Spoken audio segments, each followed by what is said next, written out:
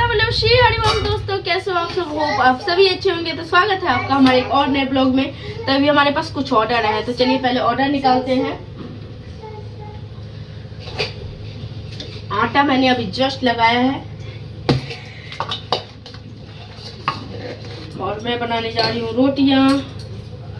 रोटी है, पराठा है और चावल दाल भुजिया चोखा, यही सब है थाली में। तो चलिए सबसे पहले ऑर्डर निकालते हैं।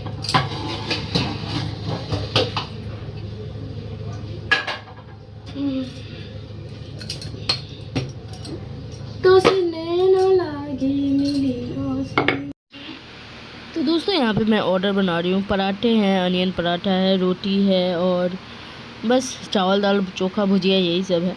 ठीक है, तो मेरे मन में ना एक मतलब सवाल कुछ चल रहे हैं जो कि मुझे आप लोग से जानना है कि क्या आप लोग की नज़र में भी ऐसा होता है, और अगर होता है तो ज़रूर बताना कि इसका क्या सल्यूशन है।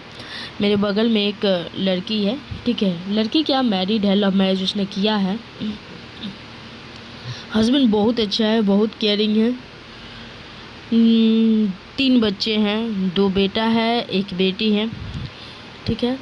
और उसके मायके से क्या प्रॉब्लम आ रहा है ना कि मायके में उसका 4 बहन है, 1 भाई है, ठीक है। और कुछ भी होता है ना तो बेटा सही है, बेटी गलत है, ठीक है। उस लड़की का जो भाई है ना, उसको हमेशा 25 साल हो गए हैं शादी को। उसने 18 साल में ही शादी कर ली थी और 25 साल हो गए शादी को। और उसका क्या सीन है कि उसका भाई हमेशा ताना देते रहते हैं, मतलब कि और बहनों से बहुत क्लोज, बहुत एक साथ खाना उठना उसके यहाँ आते हैं, लेकिन उसको इग्नोर फील कराते हैं। मतलब कि जैसे उसके साथ कोई उसकी बहन आई, ठीक है, तो वो दोनों साथ में बैठ के खाएंगे, और जिसका लव मैरिज हुआ है वो अपना अकेले लेके खाएगी थाली में, ठीक है। मतलब कुछ भी हुआ तो उस तरह से, मतलब एक होता नहीं है कि इग्नोर टाइप करना, तो चलता है, समझ में आता है कि हाँ उसने दिल दुखाया है परिवार वालों का, तो उसे थोड़ा सा इग्नोरेंस फील होता है।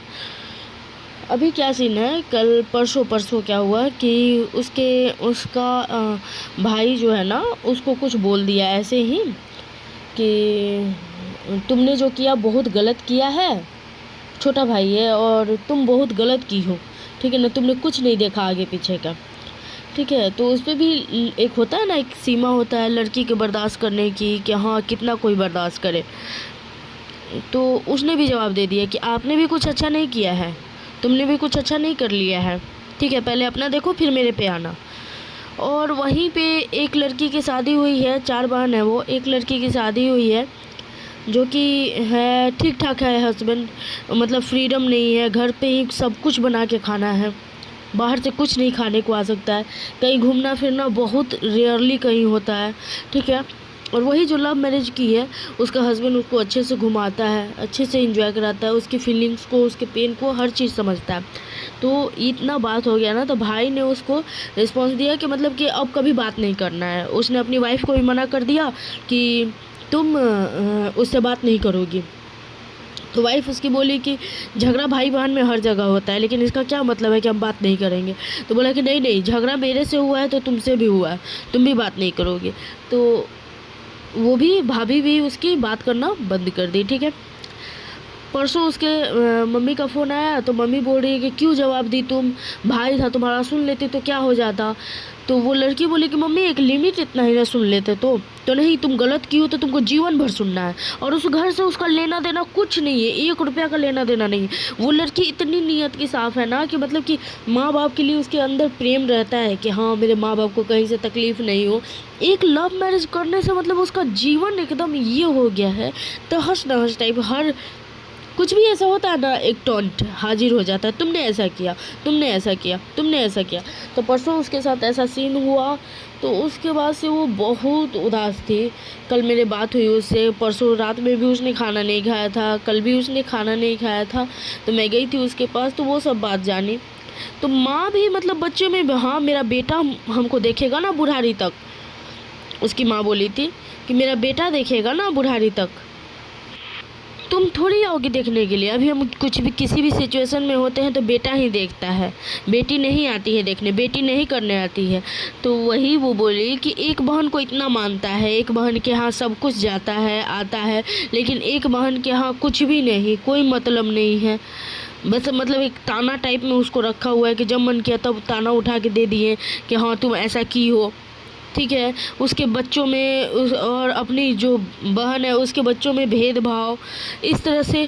तो लड़की बोल दी वो कि मम्मी तुम्हारा बेटा तुम ही को देखेगा, ठीक है, तो तुम ही सुनो, हम नहीं सुनेंगे, ठीक है। तो मम्मी का उसका कहना था कि हाँ मेरा बेटा गलत भी है तो भी तुमको सुनना ही है, तब भी सुनना है। इसमें उसको क्या करना चाहिए, उस लड़की को क्या करना चाहिए, वो बहुत डिप्रेशन में जा रही है। एक होता है ना कि देखो आग लगता है ना तो लोग पानी के पास जाता है, और पानी वही पेट्रोल हो तो जाएगा कहाँ पे, ठीक है, बुझाएगा कैसे आग को। वही सिचुएशन है कि आदमी थकता है ना, परेशान होता है ना, तो माँ के पास जाता है कि हम माँ के पास जाएं, अपने माँ के पास रहें, माँ के साथ रोएं कि हाँ मम्मा देख मेरे को ये प्रॉब्लम है। उसका दुख देख के मुझे दुख हो रहा है कि हाँ मुझे ये प्रॉब्लम है। लेकिन जब माँ ही ऐसे बोल रही है ना कि मेरा बेटा गलत है फिर भी तुमको सुनना पड़ेगा, क्या हो जाएगा तुम सुन लोगी तो। एक लिमिट होता है ना किसी भी चीज़ को सुनने का, अगर वो लिमिट ही क्रॉस हो जाए तो उसको क्या, अब उस लड़की को करना चाहिए, इसका जवाब आप लोग ज़रूर दीजिएगा। मैंने तो उसे बहुत समझाया है, बहुत मतलब कंसोल किया है, बहुत उसे मतलब पैम्पर किया है कि नहीं छोड़ो, भेदभाव होता है। लोग कहते हैं कि माँ बाप कभी भेदभाव नहीं करते हैं, आंखों देखा एग्जाम्पल है मेरे सामने कि माँ बाप भी भेदभाव करते हैं और पूरी तरह से करते हैं। वही अपनी वो उसकी मम्मी जो है दूसरी बेटी का शादी की है, इतना कंजर्वेटिव माइंड है, इतना कंजर्वेटिव माइंड है कि क्या ही बताएं। और वही जो लव मैरिज की है उसको सब कुछ करके दे रहा है भाई, घुमाना फिराना खाना पीना जो भी कुछ उसको चाहिए ना, उस लड़की को हर चीज़। 19 साल हो गया है लेकिन उस लड़की को पूरा टाइम देता है, पूरा समझता है कि हाँ ये मेरी वाइफ है, ये मेरी लाइफ पार्टनर है, ये मेरी सब कुछ है, हमको इससे समझ के रहना है, यही है मेरी दुनिया। वैसा मतलब हस्बैंड तो खोजने से भी नहीं मिलते हैं यार आज के डेट में, और बस इसलिए कि लव मैरिज है भाई, इसलिए बस। तो इसका जवाब आप लोग ज़रूर दीजिएगा कि उस लड़की को क्या करना चाहिए। प्लीज़ रिक्वेस्ट है आप सभी से कि इसका जवाब दीजिए जो भी ये ब्लॉग देख रहे हैं, क्योंकि वो जिन्हें अपना मान रही है वो तो अपने हैं नहीं, वो तो सीधे बोल रहे हैं कि तुम मेरे किसी काम की नहीं हो, मेरा बेटा ही मेरे काम का है, ठीक है। और वो लड़की कनेक्टेड है पूरी तरह से अपने माँ बाप से कि हाँ मेरे माँ बाप हैं, मुझे जन्म दिए हैं। तो दोस्तों ऑर्डर निकल चुका है और अच्छा खासा डिले हो गया यार। कैसे डिले हो गया पता नहीं, मैं कोशिश 100% करती हूँ कि ऑर्डर डिले नहीं हो, लेकिन अच्छा खासा डिले हो गया। 5 मिनट 6 मिनट, एक में 5 मिनट था, एक में 9 मिनट डिले हो गया। देखिए क्या क्या मैं ऑर्डर दिखा देती हूँ। एक वेज थाली मील था, इस वेज थाली मील में होता है, देख सकते हैं आप, पूरा डिस्क्रिप्शन मैंने अच्छे से लिखा है, ठीक है। हाँ बस हो रहा है, पैक हो रहा है। तो ये कहाँ पर है? लोकेशन आपका सही है? रूपसपुर सिटी के सामने है। सनराइज रूपसपुर सिटी है ना। और ये AMRG का फर्स्ट ऑर्डर था, ठीक है। और चना घुगनी 4 ट्रायंगल पराठा था इसमें, देखिए चना घुगनी 4 ट्रायंगल पराठा, ठीक है। उस पर डिस्काउंट, टोटल कॉस्ट जो है 340 का है, डिस्काउंट इन्होंने 325 का ले रखा है, ठीक है। और दूसरा भाव्या जी का भी फर्स्ट ऑर्डर था, एक अनियन पराठा, 2 पनीर की सब्जी, 4 तवा रोटी, मतलब 8 रोटी, इसी में 9 मिनट डिले हो गया था। और इस पे इन्होंने डिस्काउंट लिया है 275 रुपये का। स्विगी पे देखिए एक ऑर्डर है चावल दाल चोखा का, जिस पे कस्टमर ने डिस्काउंट लिया 110 रुपये का, और ये चीज़ जा रहा है इनको 126 में ही। परफेक्ट अमाउंट होता है चावल दाल चोखा भुजिया। और जिस मोबाइल से मैं रिकॉर्ड कर रही हूँ इस पर भी एक ऑर्डर है, 2 चावल दाल चोखा थाली है और एक स्पेशल रोटी चावल थाली है। जब मैं वीडियो एडिट कर रही थी तभी ये टाइम आउट होने वाला था ऑर्डर, ठीक है, कि मतलब मात्र 1 मिनट बचा था, कॉल पे कॉल आ रहा था। और साइलेंट मोड में अगर हम वीडियो रिकॉर्ड कर रहे हैं ना तो कॉल का पता नहीं चलता है, ठीक है। तो उस सिचुएशन में क्या हुआ कि लास्ट में मेरी जब ऐसे कैमरे पे नज़र गई ना तो देखिए किसी का कॉल आ रहा है, मुझे लग गया कि नहीं ये तो मतलब कि ऑर्डर वाला ही है, तो फटाक से मैं एक्सेप्ट की, 1 मिनट बाकी था।